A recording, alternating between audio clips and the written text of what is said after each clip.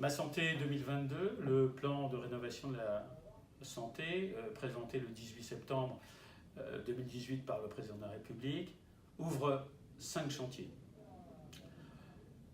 Le premier, qualité et pertinence des prises en charge. Le second, organisation des territoires. Le troisième, formation des plus jeunes. Le quatrième, numérique. Enfin, le plan de refonte du financement. Et j'aimerais discuter de ce problème aujourd'hui.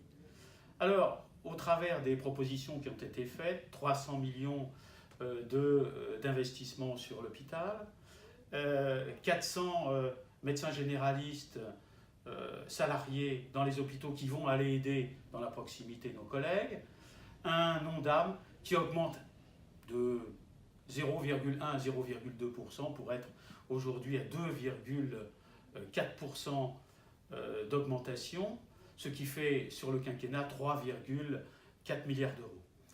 Alors rénovation au travers de financements un peu différents, non plus le financement à l'acte, mais du financement au parcours, qui pour certaines pathologies peut être adapté, notamment pour la prise en charge de diabète ou de prothèse totale de hanche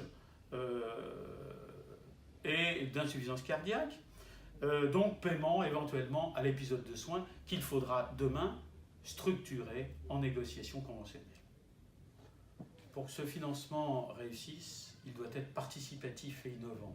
C'est pourquoi nous ne pouvons dire non à l'appel de l'État concernant une vraie réflexion sur le financement dans le cadre d'une épidémiologie qui est en train de profondément changer.